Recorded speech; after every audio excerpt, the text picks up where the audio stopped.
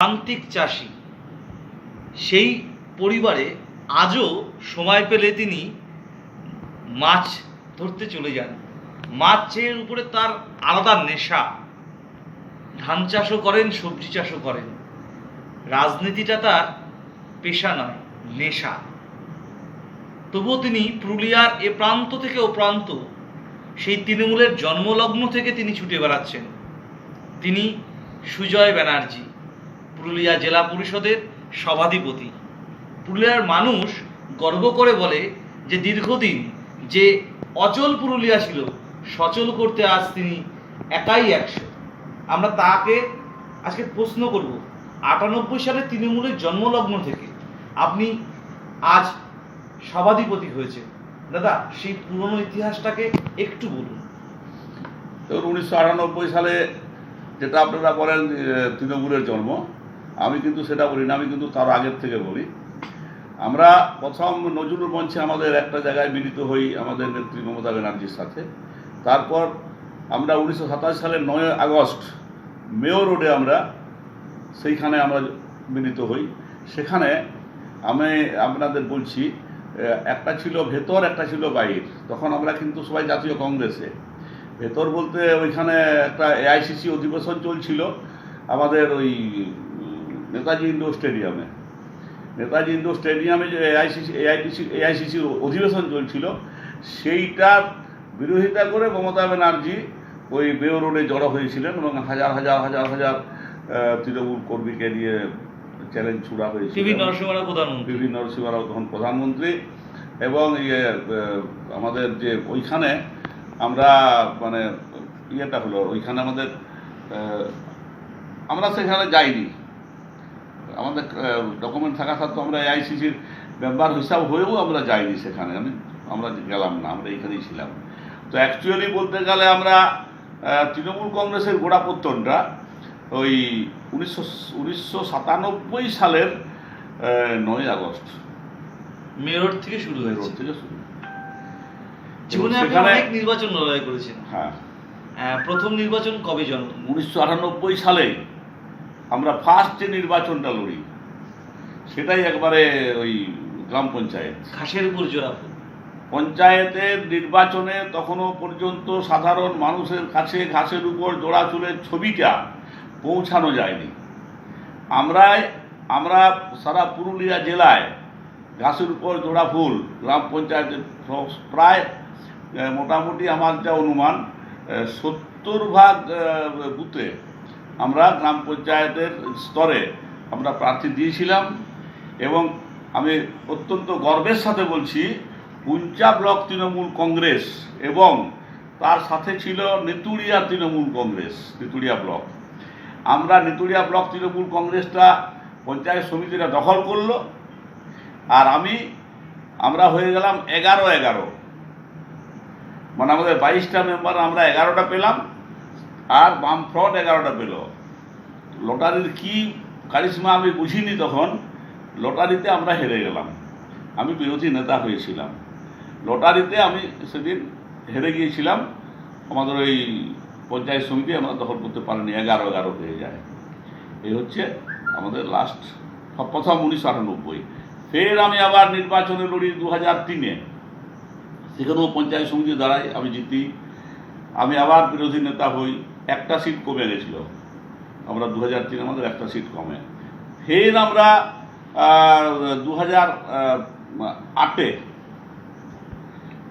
আবার পঞ্চায়েত সমিতিতে আমি লড়াই করি, তখনও আবার একটার জন্য আমরা পঞ্চায়েত সমিতি দখল করতে পারিনি। এই হচ্ছে পুঞ্চা ব্লক তৃণমূল কংগ্রেসের লড়াই এবং মানুষের পাশে থেকে মানুষের কাজ করার ভাবনা। তারপর 2013 সালে আমি জেলা পরিষদে দাঁড়াই। আমাদের এলাকায় 2টো জেলা পরিষদের সিট, আমার যে নিজস্ব সিটটা যেখানে আমার বাড়ি, সেই জায়গাতে আমি ওইখানে হয়ে গেল সংরক্ষণ আদিবাসী মহিলা, ওদিকে আদিবাসী মহিলা, আর আমি অন্যদিকে চলে এলাম যেটাতে জেনারেল ছিল। সেই জেনারেলের জায়গায় এসে আমি পুরুলিয়ার এইদিকে এসে অন্য জায়গায় এসে জিতে আমি প্রথম জেলা পরিষদে ঢুকি এবং আমাদের জেলা পরিষদ বোর্ড গঠন হয়। সেই বোর্ড গঠন হওয়ার পরে আমাদের সম্মানীয় নেত্রী মহাশয়া আমাদের এখানটাতে রিজার্ভেশন ছিল। রিজার্ভেশন থাকার জন্য এখানে আমার আগের যে সৃষ্টিধর মাহাতোকে সভাধিপতি করা হয়েছিল এবং আমাকে তখন দলনেতা করা হয়েছিল এবং পূর্ত কর্মাধ্যক্ষ উনি আমাকে দিয়েছিলেন। আমি অত্যন্ত আপনারা যদি গোটা পুরুলিয়া ঘুরেন তাহলে দেখবেন জেলার পূর্ত বিভাগ যে কাজটা আমি করেছি, সারা পুরুলিয়া জেলায় যেখানে যাবেন সেখানেই ভালো ভালো রাস্তা পাবেন। আমি অনেক জেলা পরিষদের রাস্তা পূর্ত দপ্তরে আমি ট্রান্সফার করিয়েছি, তার কারণ জেলা পরিষদের যে টাকা সেটা মেনটেন্যান্স করার মতো টাকা আমাদের পাই না। জেলা পরিষদ সেই এত বেশি রাস্তা, সেখানে পূর্ত দপ্তরের যে টাকা আছে সেই অনুপাতে আমাদের জেলা পরিষদের টাকার সংখ্যা কম।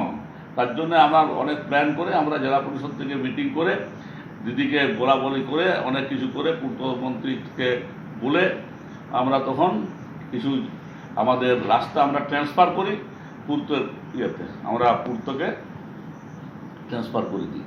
সেই সুন্দর সুন্দর রাস্তা আছে। আমরা এমনি আমাদের যে পূর্ত ডেভেলপমেন্ট সেটা অত্যন্ত দেখার মতো। আমরা গোটা পুরুলিয়া ঘুরবেন, মানুষকে নিয়ে এসে ঘোরাবেন। এই এলাকা থেকে আমি আপনাদের কাছে দাবি করে বলতে পারি, সারা পুরুলিয়া জেলার এখন যা পরিস্থিতি বর্তমান, এবং তখন থেকে যে বর্তমান পরিস্থিতিতে এমন একটা গ্রাম আপনি পাবেন না যে জায়গাতে আমরা পাকা রাস্তা তৈরি করে দিয়েছি। প্রত্যেকটা জায়গায় একবারে এই মুহূর্তে নাই। আমরা প্রায় 150-র বেশি পুরুলিয়া জেলা, তো দেখুন আপনারা খরা পরিস্থিতি এলাকা, আপনারা জানেন জল কম, তাই জল ধরে রাখার জন্য 150-র বেশি আমরা চেক ড্যাম তৈরি করেছি। আমরা অনেক পুকুর খনন করেছি। পুকুরের সংখ্যাটা এখনই আমি বলতে পারবো না, কারণ এই বছর আমরা যেটা দিয়েছিলাম সেখানে আমাদের 103খানা পুকুর দেওয়া ছিল। টেন্ডার হয়েছে 5-7টা, বাকি আর করা যেতে পারেনি। লকডাউন হয়ে যাওয়ার পরে সব শেষ হয়ে গেছে, আর পুকুর করা যাবে না এই বছর। তো আমরা এর পূর্বে অনেক পুকুর করেছি। পুরুলিয়া জেলায় যেটা ডেভেলপমেন্ট করা হয়, আমি আপনাকে গ্যারান্টি দিয়ে বলতে পারি, যারা বিরোধী দল তাদের পাশে যাবেন, যে জিজ্ঞাসা করবেন, আচ্ছা আপনারা বলুন তো পুরুলিয়ায় ডেভেলপমেন্ট কিছু হয়েছে?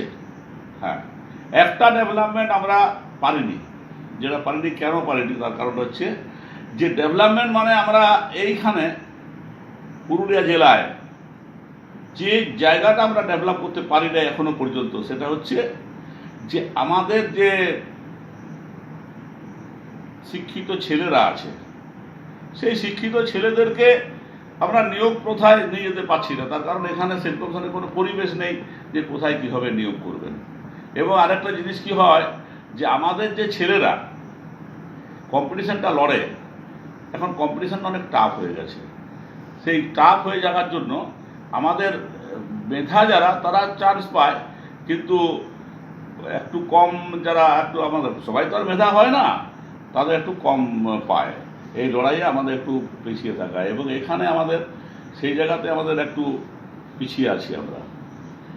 আর এখন যা বর্তমান ছেলে উঠছে, বর্তমানে তারা অনেক ভালো ভালো কম্পিটিশনে আমাদের ছেলেরা এগিয়ে যাচ্ছে। তো আমাদের ছেলেদের মধ্যে যে অসুবিধাটা হয়, যে একটা সামান্যতম আমরা মনে করি যে আমরা খুব লেখাপড়ার ছেলেটা খুব ভালো, তাহলে ও অনেক, যেটা ওর র্যাঙ্ক, সেই র্যাঙ্কে ও কম্পিটিশনটা করলো। কিন্তু অন্যান্য যারা ছেলেগুলো করে কি, যে র্যাঙ্কে কম্পিটিশনটা, ওর যা লেখাপড়া, ও এসে ডি গ্রুপেও পরীক্ষাটা দিয়ে দিচ্ছে। তো ডি গ্রুপে যারা পরীক্ষা দিচ্ছে কি সি গ্রুপে যারা পরীক্ষা দিয়ে দিচ্ছে, আমাদের ছেলেরা তার নিজস্ব কোয়ালিফিকেশন অনুযায়ী ডি গ্রুপে সি গ্রুপে যায়, আর ওরা মাস্টার ডিগ্রি ছেলেরা ডি গ্রুপে দিয়ে দিচ্ছে, যার জন্য আমাদের ছেলেরা পিছিয়ে যায়। এইগুলো অসুবিধাগুলো হয়। তবে এখন আমরা সেইভাবেই সবাইকে বুঝিয়ে দিয়েছি, বলি আগে যে কোনো একটা চাকরি পাওয়ার ব্যবস্থাটা কর, লড়াইটা কর ভালো করে, তারপরে আমরা আছি, এই জায়গাতে আছে। আর এখন দেখুন ব্যাপারটা কি দাঁড়িয়ে গেছে, যে কোনো জায়গায় কোনো লুকাচুরির জায়গা নেই, একবারে স্বচ্ছ সমস্ত জিনিস। কে কোথায় কত নম্বর পাচ্ছে, কি জায়গাতে আছে, কোনখানে কি একটা সামান্য ট্রান্সফার, সেখানেও স্বচ্ছতা আছে। দেখতে পাবেন যে আমি একটা সামান্য কোয়ার্টার পাওয়া, একটা এমপ্লয়িকে কোয়ার্টার দেওয়া, সেও ঘরে বসে বুঝবে যে আমি এত নম্বরে আছি, এবারে আমি কোয়ার্টারটা পাবো, ট্রান্সটা চলে গেছে। গভর্নেন্স অ্যান্ড গুড গভর্নেন্সের রাজত্ব চলছে এখন।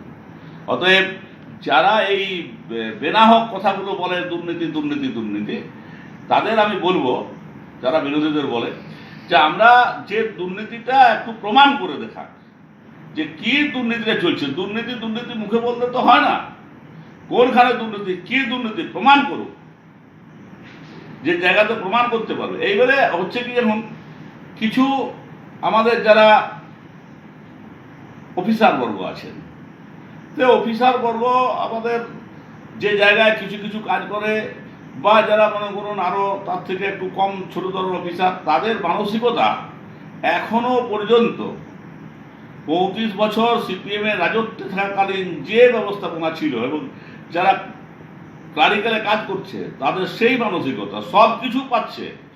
দিদি আজকে ধরুন প্রায় 3 মাস বসিয়ে বসিয়ে সবাইকার আগে পেমেন্ট দিল, অন্যান্য রাজ্যে পেমেন্ট দিতে পারেনি, দিদি সব দিল। অথচ তারাই বেশি করে দেখবেন ফেসবুকে দিদি সমালোচনা করছে। এই জায়গাটাই হয়ে গেছে সবচেয়ে বড় মারাত্মক ব্যবস্থাপনা। অথচ দিদিকে আমরা বোঝাই যে এই লোকগুলোকে মানুষ করা যাবে না, তখন দিদি আমাদেরকে ধমকে দেয়, বলে তোকে অত বুঝতে হবে না, থাক সেটা হোক, আরে সমালোচনা করার কিছু লোক থাকা দরকার। মানে দেখুন, ওনার তো বড় মন, উনি সেইভাবেই দেখেন। আর আমরা মনে করি যে এই সব লোকগুলোকে মানে অত ইয়ে করার কি আছে, যে কিছু শাস্তি হওয়া উচিত। তো এই জায়গায় দিদির বড় মন নিয়ে দিদি আছে। আজকে ধরুন ভারতীয় জনতা পার্টি এখানে অনেক বার্ধক্য ভাতা দিদি স্যাংশন করে দিল। বার্ধক্য ভাতা মানে সব বলছে মোদি বার্ধক্য ভাতা দিচ্ছে, মোদি তোমরা ওই সই করো, হ্যান করো, দিয়ে সব চলে গেলো এখান থেকে writers building, sorry Nabanna, Nabanna কেন সব বললো, এতগুলো লোক চাইছে যখন দিদিকে বলো তো কেউ কিছু বলেছে, সবগুলোকে দিয়েছে স্যাংশন করে। অথচ সবগুলোকে স্যাংশন করার মতো ছিল না। অনেক লোক পেয়ে গেছে যাদের পাবার মতো যোগ্যতা নয়, কারণ তারা অনেক টাকা পয়সার মালিক হয়েও বার্ধক্য ভাতা তুলে দিচ্ছে। অনেকের আজকে সবাইকে ধরুন চাল দিয়ে দিল, মানে ইয়ের চাল, রেশনের চাল, সবাই ফ্রি পাচ্ছে, ফ্রি। অথচ সবাই কি ফ্রি পাওয়ার যোগ্য? একজন মাস্টার মশাই, একজন প্রাইভেট, একজন কি বলে প্রাইমারি মাস্টার, একজন এমপ্লয়ি, সবাই চালটা তুলে দিচ্ছে। তাদের তো প্রমাণ হচ্ছে যে মানে তুলে নিয়ে আবার আমাদের বিরুদ্ধে কথা বলছে বা এইসব বলছে, এগুলো করছে। আজকে ধরুন পরিযায়ী শ্রমিক, পরিযায়ী শ্রমিকের জন্য দিদি প্রতি মাসে 5 কেজি করে চাল আর 1 কেজি করে ছোলা দিচ্ছে। এইটা নিয়ে আমাদের একটু অ্যাডভার্টাইজমেন্ট কম আছে। সেই অ্যাডভার্টাইজমেন্ট কমার জন্য আজকে আমি 2-3টা ভিডিওকে আমি ফোন করেছিলাম, বললাম যে আপনারা এগুলো সবাইকে বলছেন না কেন, আপনারা নিজের হাতে, তো আপনার হাতে তো কুপন দেওয়ার, এগুলো তো আমাদের হাতে দেয়নি। মমতা ব্যানার্জি আমাদের নেত্রী, আমাদের হাতে কোনো ক্ষমতা দেয় না, বলছে যে তোরা যদি সবাইকে না দিস, নিজের দলের লোককে দিয়ে দিস, তাহলে এটা চলবে না, আমি বিডিওকেই দিয়ে দেবো, আমি ডিএমকেই দিয়ে দেবো। আমি বলছি যে ঠিকই আছে, করুন, কোনো অসুবিধা নাই, কিন্তু কথা হচ্ছে যে অনেক মানুষ এখনো পর্যন্ত জানেই নাই যে পরিযায়ী শ্রমিকের জন্য দিদি এই ব্যবস্থাটা করেছেন। এটা আপনাদের চ্যানেলের মাধ্যমে আমি জানাচ্ছি, আপনারা বরং বলবেন যে দিদি এই মুহূর্তে 2 মাসের সমস্ত পরিযায়ী শ্রমিকের পার হেড 5 কেজি করে চাল আর 1 কেজি করে ছোলা দিচ্ছেন। এটা কিন্তু আমরাই জেনেছি অনেক পরে, আমি নিজে জেলা সভাধিপতি হয়ে আমি পরশু জেনেছি। তাহলে পাবলিক কি করে জানবে? এই জায়গায় হয়ে গেছে ব্যাপারটা। আর অ্যাট এ টাইম সেই চালটা দিয়ে দেবে, অ্যাট এ টাইম সেই ছোলাটা দিয়ে দেবে, এটা পজিশন আছে। এগুলো মানে অ্যাডভার্টাইজমেন্ট আমাদের কম, এবং আমাদের অনেক অফিসার আছে যারা ঠিকমতো কাজ আমাদের মানে আমাদেরকে কি করে না হয়, কি করে অসুবিধা হয়, তার কিছু ব্যবস্থা করে, সেগুলোকে চেনা দরকার আমাদের সবার। আপনার পৌরসভা কিছুটা হয়েছে, এই রিকভারিটা কি এইরকমভাবে বজায় থাকবে যাতে 2021-এর নির্বাচনে আবার তৃণমূল জয়লাভ করবে এবং পুরুলিয়া আসনটি ছিনিয়ে নিতে পারবে? আমি আপনাদের বলি, কথাটা শুনুন। এইটা আমরা ভাবতে পারিনি। প্রথম কথা হয়েছে কি, আমাদের যা ভোট ছিল সেই ভোটটা আমাদের একটা আইডিয়া ছিল না যে এতটা আমাদের কমে যাবে বা ওদের দিকে এতটা ভোট বেড়ে যাবে, আমাদের আইডিটা কম ছিল। তার কারণটা হচ্ছে কি, যে আমরা ভেবেছিলাম সিপিএম এখানে লড়ছে, জাতীয় কংগ্রেস এখানে লড়ছে, মানে বামফ্রন্ট লড়ছে, জাতীয় কংগ্রেস লড়ছে, তাহলে তাদের ভোটগুলো থাকবে বা কিছুটা হলেও, যদি কিছু কমেও তো কিছু কিছু করে পাবে। কিন্তু ওরা একটা জায়গায় বসে আলোচনা করে, একটা আলোচনা করে সেই ভোটগুলো সম্পূর্ণভাবেই সব ভোটগুলো বিজেপিকে দিয়ে দেয়। আক্রোশ শুধু তৃণমূল কংগ্রেসের উপর, সব দলের। এই জন্যে ওদের এত ভোট হয়ে গেছে। এই মুহূর্তে আরো আমি জানাচ্ছি, এখানে যে মাননীয় সাংসদ জিতেছেন, যেটার পরে ওনার মুখ খুব কম মানুষ দেখতে পায় এখন। মানে ওনার আমি মানে এখন বলছি, আমরা ওকে ক্রিটিসাইজ করে করে ছাড়িয়েছি, তো সেই ক্রিটিসাইজ বলে দেবো এখন। তো আমি ক্রিটিসাইজ করে করে ছাড়িয়েছি, নইলে ওনার এমন একটা ঠাঁটবাট যে উনি গ্রীষ্মকালেও পাঞ্জাবির উপরে জ্যাকেট পরে ঘুরে বেড়াতেন, যেন সেই ওকে কেউ গুলি করে মেরে দেবে, যেন সেই ইয়ে বুলেট প্রুফ জ্যাকেট, এই ধরনের একটা ঠাঁটবাট। সেটা তো পাস হলো। এখন এই মুহূর্তে এত বড় মহামারী, উনি কোথায় ছিলেন? দিল্লিতে বেরিয়ে বসেছিলেন। মানুষ লেগে গেছে প্রচুর পরিমাণে। আজকে আমি এই 3 দিন ধরে আমি, আমাদের শান্তিরাম মাহাতো মহাশয়, আমার যুব সভাপতি, আমার বিভিন্ন 2-1-4জন এমএলএ, সবাই সব দলে আমাদের দলে যোগদান করছে। এবং আমি আপনাদের বলবো যে আজকে পরপর 3 দিন প্রচুর পরিমাণে আমি আজও অনেককে, আজকে আমি গ্রাম পঞ্চায়েতের 2টো সদস্য ঝালদা 1-এর, যেখানে আপনারা বলছেন যে কংগ্রেসের এলাকা, সেই ঝালদা 1-এর এলাকায় বিজেপি যারা, সেই বিজেপির গতকাল একজন গ্রাম পঞ্চায়েত সদস্যকে যোগদান করিয়েছি, আজ 2জনকে যোগদান করিয়েছি গ্রাম পঞ্চায়েত সদস্য, এবং তার সাথে তাদের ফলোয়ার্সরা এই জায়গায় আজকে গোটা পুরুলিয়া জেলার পরিস্থিতিটা চলে গেছে। তার কারণ একটাই, আমরা মাননীয়া আমাদের সম্মানীয় নেত্রী মমতা ব্যানার্জির কাছে শিখেছি শুধু একটাই কাজ, যেটা আমি আপনাকে একটু আগে বললাম, যে তোরা তোদের কাজ করে যা, ফলের কথা ভাবিস না। এটা আমাদের গীতার কথা।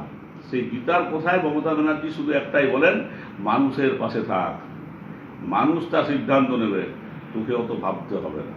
এই যে ভাবনাটা আমাদের শিখিয়েছে, তাই জন্য এত বড় মহামারীতেও আমরা তৃণমূল কংগ্রেসের সমস্ত স্তরের নেতারা, বিশেষ করে আমার নেতৃত্বে, কেন কোনো দিন নাই যে মানুষের পাশে আমরা থাকিনি, পরিযায়ী শ্রমিকদের পাশে থাকিনি। এবং আমাদের যারা ডাক্তার, যারা নার্স, যারা গ্রামে গ্রামে ছোট ছোট জায়গায় যারা কাজ করছে, যে সমস্ত আমাদের যারা আছে আর কি, বিভিন্ন স্তরে স্তরে যে সমস্ত চিকিৎসা ব্যবস্থায় কাজ করে, তাদের সবাইকার সব কিছু দেখাশোনা, কে কার মাস্ক দরকার, কার কে হাত ধুয়ে খাওয়ার জন্য, এখানে সবর জাতি একটা আছে আমার এখানে পুরুলিয়া জেলা, সবর সম্প্রদায়, সবর খেড়িয়া সম্প্রদায়। সেই খেড়িয়া সম্প্রদায়কে প্রতি গ্রামে গ্রামে গিয়ে করোনা সম্পর্কে সচেতন করা, যে শোনো হাত ধুয়ে খাবার খাবে, এই সাবান নাও, হাত ধুয়ে খাবার জন্য সাবান দিয়েছি, আর এই মাস্কটা নাকে লাগাবে। এই মাস্কটা নাকে লাগাবার জন্য ওদেরকে বেঁধে শিখিয়ে দিয়েছি আমরা ঘরে ঘরে গিয়ে। কারণ ওই সবর সম্প্রদায় একটু বোকা সম্প্রদায়, হচ্ছে মানে সত্যিকারের আদিম আদিবাসী, তাদের পাশে দাঁড়িয়ে আমরা এগুলো শিখিয়েছি। আর কাউকে পায়নি। ভারতীয় জনতা পার্টির নেতা দিল্লিতে বসে আছে, আর ফেসবুক আর ফেসবুকে শুধু কুৎসা ছড়ায়, শুধু কুৎসা, মিথ্যে কথা। এইটা মানুষের কাছে ধরা পড়ে গেছে। কয়েকদিন সেই জয় শ্রীরাম করতে শুরু করলো, তো জয় শ্রীরাম এখন হালকা বাজার, জয় শ্রীরাম আর চলছে না। জয় শ্রীরামও শেষ হয়ে গেছে পুরুলিয়া জেলাতে হোক আর পশ্চিমবাংলাতেও জয় শ্রীরাম প্রায় অনেকটা মানুষ আর বলছে, তো এই দেশ সারা জয় শ্রীরাম শুধু। শুনুন, আমি আপনাদেরকে পরিষ্কার বলছি, ভারতীয় জনতা পার্টি তবেই থাকবে যদি পাকিস্তান থাকে, তাহলে রাজত্ব থাকলো দিল্লিতে। ওরা বেঁচে আছে পাকিস্তান পাকিস্তান করে, আর শুধু মুসলিম মুসলিম হিন্দু মুসলিম হিন্দু মুসলিম করে পার্টিটাকে বাঁচিয়ে রেখেছে। মানুষের জন্য কিচ্ছু করেছে? আমি আপনাদেরকে প্রশ্ন করছি, পাল্টা ধরুন। আপনি প্রশ্ন করছেন, আমি পাল্টা প্রশ্ন করছি। বলুন তো, দিল্লির ভারতের যে প্রধানমন্ত্রী করোনা ব্যবস্থাপনায় উচ্চমানের চিকিৎসা করে করোনা থেকে মুক্ত করে নিয়ে আসবে, এমন ধরনের পরিস্থিতির কোনখানে কোথায় কত বড় হাসপাতাল তৈরি করলে একটা আমি আপনাকে বলুন। আমার পুরুলিয়া পশ্চিমবাংলা করার দরকার নেই, সারা ভারতবর্ষে বলুন তো কোথাও করেছে? বাংলাকে কতগুলো কিট পাঠালো, সেগুলো ফেক, নকল কিট পাঠিয়ে যাতে বাংলায় করোনা বেশি বৃদ্ধি হয়, একটার পর একটা প্রচেষ্টা। প্রথম কি বলছে যে এখানে নাকি সবাইকার করোনা হয়ে গেছে, আর মরে যাচ্ছে যেগুলো সবগুলোই করোনা। এই লাশগুলোকে গায়েব করে দিচ্ছে পুরুলিয়ায় পশ্চিমবাংলার মাননীয় মুখ্যমন্ত্রী। এটা হলো প্রথম বাজার মাত করা। এবং আরেকটা আমাদের এসেছেন এখন, ওনার সঙ্গে মানে ওদের সঙ্গে যোগ মিলিয়ে উনি দিলীপ ঘোষ যা বলছেন, রাজ্যপাল মশাই তাই বলছেন, সেটা আপনারা সবাই দেখেছেন। দিলীপ বাবু বলছেন যে করোনা নিয়ে রাজনীতি করা যাবে না, অথচ মুখের যে মাস্কটা লাগা আছে তার মুখের সামনে কি ছাপটা আছে? পদ্মছাপ। উনি পদ্মছাপের মাস্ক মুখে লাগিয়ে নিয়ে বলছেন করোনা নিয়ে রাজনীতি করা যাবে না। কই আমাদের কি কারোর কাছে আছে ওইরকম ধরনের আমাদের ছাপ দেওয়া? এই জায়গাতে ভাবতে হবে আজকে মানুষকে, আমরা সেটা মানুষকে পাচ্ছি। আপনাদের বলছি, প্রথম উপর থেকে একটা টিম কেন্দ্রীয় টিম চলে এলো তদন্ত করার জন্য, যে কোথায় লাশ গায়েব হচ্ছে, কোথায় সত্যিকার করোনা হয়েছে, আমরা ছাপাচ্ছি ঢুকাচ্ছি সব কিছু করছি, কিন্তু কোথায় রেজাল্ট? আমি চ্যালেঞ্জ করেছিলাম একটা কথা বলে, যে বাবা যদি কারুকে আমরা করোনা বলে ছাপিয়ে লাশটা গায়েব করে দিয়েছি, তো তার বাড়ির লোকগুলো কোথায়, তারা কেন কাঁদছে না? এটা তো ঘটনা, এগুলো জানা দরকার। আজকে লাস্টে কি হলো, দেখছে পশ্চিমবাংলায় করোনার সংখ্যা বাড়ছে না, তাহলে কি করা যাবে? ভাবনা শুধু ওদের একটা আছে, যে সবাই চিন্তিত হলো একটাই, যে পরিযায়ী শ্রমিকগুলোকে যদি ঢুকিয়ে দেওয়া যায় তাহলে পশ্চিমবাংলায় করোনার সংখ্যাটা আমরা বাড়াতে পারবো। আজকে ক্রিটিসাইজ করে কি জানেন? দিদির বিরুদ্ধে ক্রিটিসাইজ করে, দিদি সোশ্যাল ডিস্টেন্স মানার জন্য নিজে চক খড়ি নিয়ে রাস্তায় গোল গোল দাগ দিয়েছে আমাদের নেত্রী, সেটা নিয়ে ক্রিটিসাইজ করে। আর আজকে আমি বলছি ওই সোশ্যাল ডিস্টেন্সের গোল গোল দাগ সারা ভারতবর্ষব্যাপী সোশ্যাল ডিস্টেন্সের একটা দৃষ্টান্ত হয়ে গেল। এটা হচ্ছে মমতা ব্যানার্জি। অমিত শাহ, মমতা ব্যানার্জির একটা আমি আপনাকে বলে নিই, মমতা ব্যানার্জি পরিষ্কারভাবে কি করলো, এইটা করোনা মরেছে, এইটা করোনা প্লাস অন্যান্য রোগের সংমিশ্রণে মরেছে, আর এইটা শুধু অন্যান্য রোগে মরেছে। আমি আপনাকে প্রশ্ন করি, আমি বিরোধী দলকে বলবেন, জিজ্ঞাসা করবেন যে এই যে প্রায় পৌনে 3 মাস আড়াই মাস হয়ে গেল, এটা কি সবগুলো যত মরেছে পশ্চিমবাংলায় সব করোনায়? তাহলে কি অন্যান্য সময়ে এই 2.5 মাস 3 মাসে যারা মরত তাদের কি রোগে মরত? কেউ কি হার্টের দোষে মরেনি? কেউ কি কিডনির দোষে মরেনি? কেউ কি সেরিব্রাল অ্যাটাক হয়নি? এই ভাবনাগুলোকে সবগুলো বলছে করোনায় মরা। এবং আরো একটা জায়গায় দেখুন আর কিভাবে ভারতবর্ষে প্রত্যেকটা রাজ্যের কাছে পশ্চিমবাংলাকে অপমান করা হচ্ছে। কেমন করে শুনুন, বলছে যে পশ্চিম বাংলাটা ভারতের ইউহান, পশ্চিম বাংলাটা ভারতের, চীনে যেমন ইউহান, পশ্চিম বাংলাটা ভারতের কাছে ইউহান। আমাদের নাকি সবাইকারই করোনা হয়ে গেছে, এ যন্ত্রণা। আমি দাবি করছি যে ভারতবর্ষের প্রত্যেকটা মানুষকে কোভিড টেস্ট করা হোক, আর আমাদের বাংলারও করা হোক। তার জন্য সঠিক কিট পাঠাক, ফেক কিট দিয়ে বাংলাকে যাতে অপমানিত না করা হয়। আপনারা জানেন না যে ফেক কিট পাঠিয়েছিল? তাহলে শুধু ভারতবর্ষের মধ্যে পশ্চিম বাংলায় করোনার সংখ্যা বাড়ছে না, কিভাবে বাড়বে? যেখানে আমফানের অত বড় দুর্যোগ, সেই দুর্যোগকে সামনে রেখে যখন দুর্যোগের মোকাবিলা করছেন আমাদের সম্মানীয় নেত্রী, ঠিক সেই সময়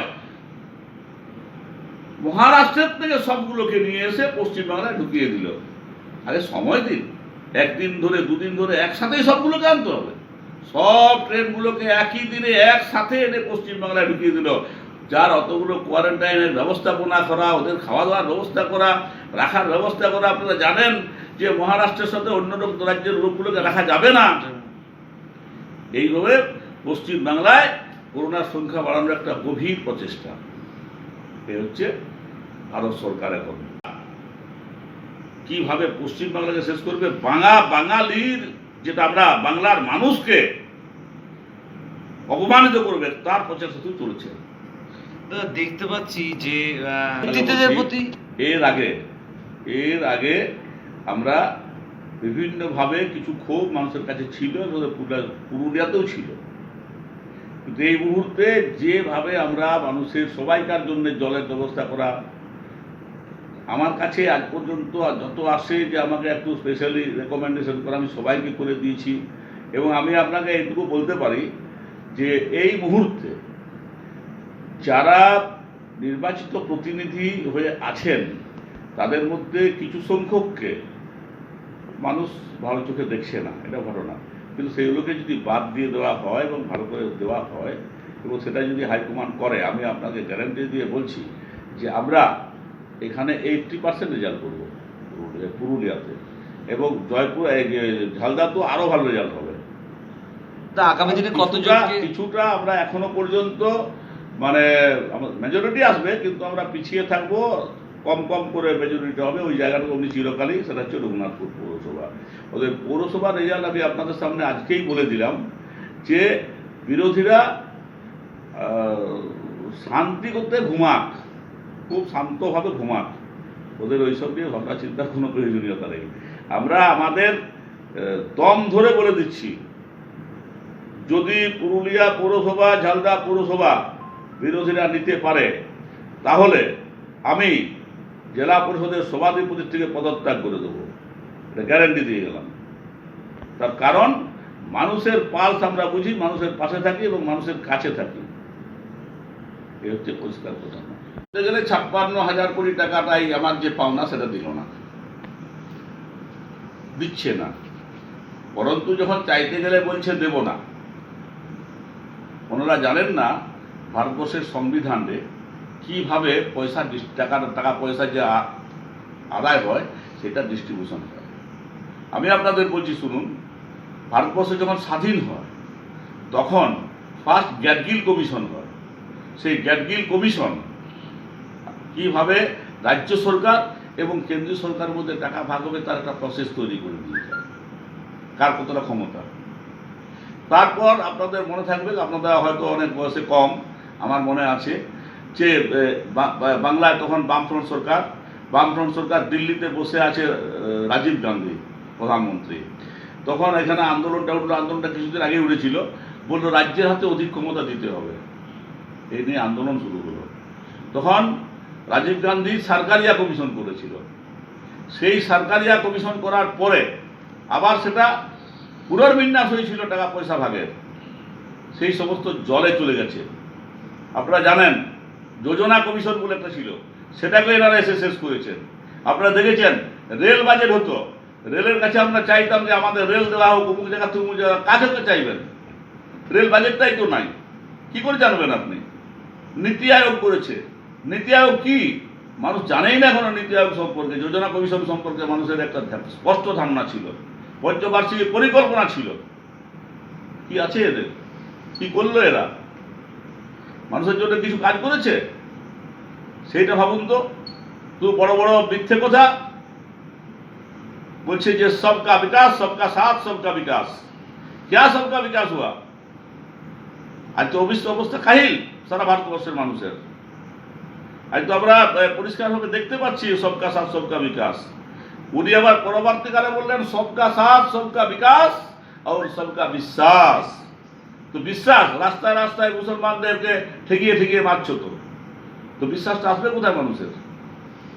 শুধু একটাই রাজনীতি আমি আপনাদের পরিষ্কার করে বলছি, হিন্দু আর মুসলিমের সম্প্রদায়ের মধ্যে বিভেদ ঢুকিয়ে মেজরিটি হিন্দুর ভোটটা কি করে টানা যায় তারই শুধু চিন্তা এদের, আর কোনো ডেভেলপমেন্টের চিন্তা ভাবনা এরা করে না। পুরুলিয়া আর জেলা জিলিপি কোথায় নেমেছে দেখুন, বলুন। পুরুলিয়া জেলাবাসীর কাছে কি বার্তা এই মধ্যে পৌঁছাবে দাদা জেলা যেমন পরিষদের আমি পক্ষ থেকে? আপনাকে বলে দিচ্ছি, পুরুলিয়া জেলাবাসীর কাছে আমরা প্রতিনিয়ত মানুষের পাশে আছি। আমি নিতুড়িয়া থেকে আপ টু বাগমুন্ডি, এদিকে ঝালদা থেকে পুঞ্চা, পুরা সব জায়গাতেই আমরা ঘুরে বেড়াই, আমি ঘুরে বেড়াই, আমি সবাইকার কাছে যাই, সবাইকার সাথে কথা বলি। এবং আমি সবচেয়ে বড় কথা আমি আপনাদেরকে বলছি, যারা বিরোধী দল তাদেরকে শ্রদ্ধা করি, রেসপেক্ট করি এবং রেসপেক্ট করেই তাদের সমালোচনা করি। এবং আমরা একটা জিনিস আমি আপনাকে বলছি, তৃণমূল কংগ্রেস কোনো জায়গায় খারাপ ভাষা কোনো নেতার বিরুদ্ধে, বিরোধী নেতার বিরুদ্ধে প্রয়োগ করে না। কারণ দিদি আমাদের বলে দিয়েছেন যে কোনো দিন কোনো বিরোধী নেতাকে অসম্মান করবি না। আজকে যে জায়গায় দেখুন, মমতা ব্যানার্জি জ্যোতি বসু জন্মদিন, সেখানে সৌজন্য দেখাতে গেছেন। আজকে বুদ্ধবাবুর চিকিৎসার ব্যবস্থা, তারও তিনি ব্যবস্থা করছেন। আবার যদি কারো আবার শরীর খারাপ আরও কারো হয়, জাতীয় কংগ্রেসেরই হোক আর ভারতীয় জনতা পার্টির হোক, দেখবেন এই যে সৌজন্যবোধ, সৌজন্যের যে রাজনীতি আমরা মমতা ব্যানার্জির কাছে শিখেছি। তাই ভারতবর্ষের মানুষ নয়, পুরুলিয়া একটা আলাদা জায়গা। পুরুলিয়া এমন একটা জায়গা যে এই সৌজন্যবোধটাই পুরুলিয়ার সবচেয়ে বড় কথা। এবং পুরুলিয়াতে আপনারা এই যে অসৌজন্যমূলক যে সমস্ত সিদ্ধান্ত নিয়ে ফেসবুকে আমাদের বিরুদ্ধে গাল দেয়, সে মা তুলে বোন তুলে গাল দেয় ওরা, সেটা পুরুলিয়ার মানুষ দেখছে। আর এরা তো মানুষের পাশে নাই, শুধু ফেসবুকে আছে আর ফেসবুকে আছে, শুধু ফেসবুক আর ফেসবুকে এরা আছে, আর কোথাও নাই। করে দেবেন। লকডাউনের জেরে যে আর্থিক সংকট দেখা দিয়েছে এবং তার পরবর্তীকালে আমফান, আপনার আমফান হয়তো পুরুলিয়াতে অতটা প্রভাব হয়নি, তার পরের দিন কালবৈশাখী ঝড়, তাতে কি কোনো মানে তৃণমূলকে এগিয়ে দিয়েছে? আমরা বলছি শুনুন, আমাদের এখানে যেই আমাদের আমফানে কিছু হয়নি, আমফানে তো কিছু হলো না। পরবর্তীকালে আমাদের একটা কালবৈশাখী ঝড় হলো এবং অনেক ক্ষতি হলো। ক্ষতি হওয়া মাত্রই আমরা আমফানের কিছু ক্ষতি, এইসব কিছু ক্ষতি নিয়ে আমরা এখনো পর্যন্ত হিসেব করে দেখে প্রায় 500-র মতো পরিবারকে, সেই পরিবারের যেগুলো ঘর তোর উড়ে গেছিলো তাদেরকে হেল্প করা হয়েছে। 20,000 টাকা করে প্রত্যেক পরিবারকে আমরা দিয়েছি। বিজলি বাতি আমাদের বোধ হয় 24 ঘন্টার মধ্যেই আমরা সবাইকে বিজলি বাতি পৌঁছে দিয়েছি। গাছগুলো পরিষ্কার যেগুলো, সেগুলো করতে একটু দেরি হয়েছিল। প্রথম দিনে অনেকটা হয়েছিল, রাত্রিবেলা সারা রাত কাটা হয়েছে, সব কিছু করা হয়েছে। অতএব আমরা যুদ্ধকালীন পরিস্থিতিতেই আমার সরকার বা আমার প্রশাসন কাজ করেছে। এবং আমি সত্যি কথাই বলছি একটাই, যে প্রশাসন আমাদের যে জেলা প্রশাসন, সে পুলিশ প্রশাসনই হোক আর সিভিল প্রশাসনই হোক, অত্যন্ত দক্ষতার সাথে এগুলো নিয়ন্ত্রণ করেছে, মানুষের পাশে থেকে নিয়ন্ত্রণ করেছে। এবং আজ পর্যন্ত আমি আপনাদের বলছি, পরিযায়ী শ্রমিক থেকে আরম্ভ করে আমরা যেখানে যেখানে খাবার নেমেছে বাইরে থেকে, মালদার লোক নেমেছে কোনখানে, সেখানেও আমরা খাবার খাইয়ে মালদা পাঠিয়েছি। নদিয়ার লোক নেমেছে, খাবার খাইয়ে পাঠিয়েছি। এটা তৃণমূল কংগ্রেস ডোর টু ডোর পরিষেবাটা দিয়েছে। নিজের ঘর থেকে রান্না করা খাবার লোককে খাইয়ে বাঁচিয়ে আমরা পরিষেবাটা দিয়েছি। তাই আমরা বিশ্বাস রাখি মানুষের উপরে, যে আমরা ওই বিশ্বাসটা যেটাভাবে মানুষের কাছে আমরা রেখেছি, সেই মানুষও আমাদের প্রতি আস্থা রাখবে, এটা গ্যারান্টি দিয়ে বললাম। ধন্যবাদ।